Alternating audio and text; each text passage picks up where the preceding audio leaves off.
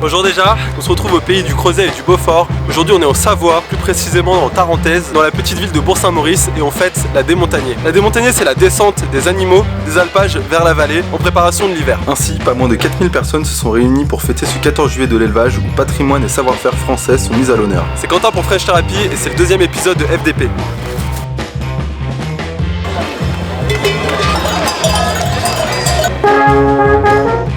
Qui de mieux que ceux qui organisent et vivent la démontagnée pour nous en parler? Je suis donc allé à leur rencontre. Voici leur histoire. On a créé cette fête il y a maintenant 13 ou 14 ans pour valoriser le travail de nos agriculteurs, de nos éleveurs dans la vallée de Tarentaise, bien faire voir à un monde que Bourg-Saint-Maurice est une petite ville rurale bien ancrée dans son terroir et dans ses traditions. L'importance aujourd'hui d'avoir une idée terre qui reste pastorale. J'ai entendu dire que ça avait beaucoup d'importance qu'elle soit sur la montagne, sur les avalanches. À partir du moment où on entretient nos montagnes, à partir du moment où on met des troupeaux, on entretient correctement notre montagne elle vit. C'est simple, vous regardez notre vallée, les côtés où il n'y a plus d'entretien sont pleins d'arbres. La forêt pousse. De l'autre côté, il y a de l'entretien, on a de la verdure, on a des champs, on a de la prairie, on a de l'herbe, c'est entretenu. Donc avec le climat qui est rouge, on va se retrouver avec des feux et ainsi de suite. Parce que c'est pas entretenu. Oui, ça reste très important d'avoir ces... Mais bien sûr, c'est important d'avoir les troupeaux. On le voit bien dans le sud, où ils sont en train de chercher des troupeaux partout pour nettoyer les forêts. C'est indispensable. Je dirais c'est notre agriculture, c'est notre tradition. On la garde. Nos éleveurs, c'est quelque chose d'important.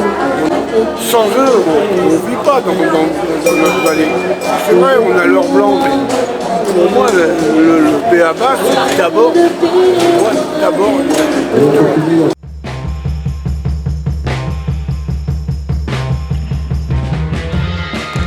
La grande parade va commencer. Allons à la rencontre de nos agriculteurs.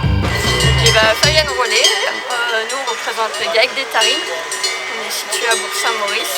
On a une 60aine de vaches qu'on garde toute l'année. On monte en alpage l'été au-dessus de Bourg-Saint-Maurice au fort de Mille. Et on livre tout notre lait à la coopérative de Bourg-Saint-Maurice. On a quitté la montagnette la semaine dernière. On a mis 2 heures. 2 heures, ça c'est rapide quand même. Ouais, c'est rapide. Bon, on a tout à peu près dans le même secteur, donc ça se passe assez rapidement. Sur 60 vaches, on fait combien de litres de lait sur une année par exemple? Nous, on fait à peu près 240 000 litres de lait. La démontagnée, c'est une tradition aujourd'hui que vous perpétuez depuis longtemps. Nous, on le fait depuis que Thomas est né, donc il a 10 ans depuis pas longtemps. Il a fait sa première démontagnée à 2 mois et depuis, on l'a fait tous les ans. Plus tard, vous voulez reprendre les troupeaux? Vous aidez aussi, vous travaillez aussi, vous faites quoi? On travaille. Okay.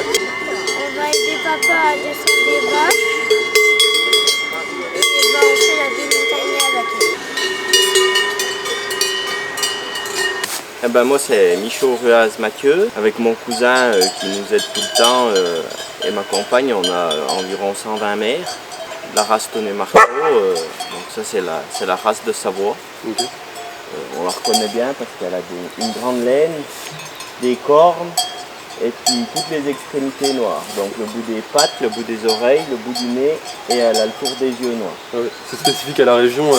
C'est vraiment la brebis de Savoie. C'est comme la tarine chez les vaches. C'est votre seule activité le mouton ou à côté vous faites Non, moi je suis responsable de la maintenance aux Arcs, à la station des Arcs. Donc je travaille à l'année là-haut et puis en plus chez mes bêtes. Et les stations elles ont été faites aussi pour les gens du pays qui avaient une double activité pour qu'on puisse, qu'on puisse travailler à la station et puis qu'on puisse continuer notre agriculture à côté. On est tous les trois toujours en train de travailler, donc il y a les foins, il y a à faire les parcs, tous les soins des animaux. Okay.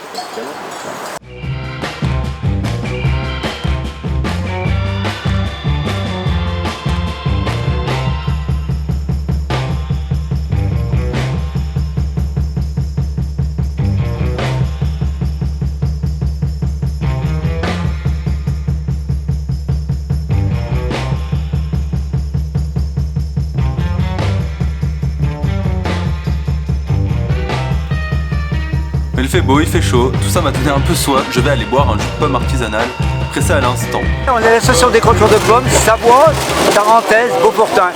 La Tarentaise c'est ici, et le Beauportin c'est juste de l'autre côté là. Donc on s'est réunis et on fait marcher l'association des croqueurs de pommes ensemble. On est à peu près 8000 en France, 8000 adhérents. 8000, ok, ouais. Oui, tous les départements de France ont leur association de croqueurs de pommes. Ça, mais surtout, on essaie d'expliquer aux gens qu'il faut replanter des arbres. Il faut replanter, et puis nous, pour replanter, c'est notre boulot aussi, c'est la plantation, la taille, la grève, et surtout, préserver les variétés anciennes de tous les départements de France. Et il y en a à peu près 3500 variétés en France de pommes. C'est pas les étalages de comptoir qu'on voit dans les supermarchés, où il y a 8 pommes présentées, qui brillent. Nous, on est pour la diversification de toutes ces pommes qui existaient il y a 1000 ans. Alors la première étape, venez voir. Attention. La première étape quand on fait du jus de pomme, c'est que dans le jus de pomme, il doit y avoir une pomme qu'on croque. Donc il faut qu'elle soit propre, lavée dans le lavoir là. Enlever la partie qui est meurtrie, pourrie, c'est-à-dire qu'elle est enlevée au couteau pour s'en débarrasser. Elle passe dans le broyeur qui est là. Du broyeur, ça passe dans des clayettes qu'on fait, c'est-à-dire que c'est une construction de clayettes à étage pour presser le jus.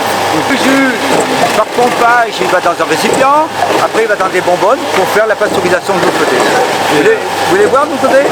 Allez, on est parti. Moi je suis un comédien. Hein. Voilà.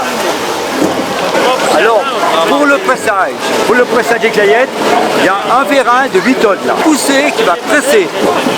Et ce pressage fait couler le jus dans une bonbonne. Il y a un appareil électrique plongeur qui va le chauffer à 75 degrés. C'est la température de pasteurisation. Et après on le met en bouteille. Et la bouteille pleine, elle a les vides, mais la bouteille pleine, elle part pour 2-3 ans. Ok. Voilà. 2-3 ans 2-3 ans, ouais. C'est le jus de pomme pasteurisé, voilà. Dans ce combien de litres aujourd'hui Alors on va en faire, là on va presser peut-être 1,5 tonne, 2 tonnes de pommes. On va faire à peu près l'équivalent de 1000 litres de jus. Ok, incroyable. 1000-1200 litres, voilà. Bon, passons aux choses sérieuses, pas de fête de patelas en buvette.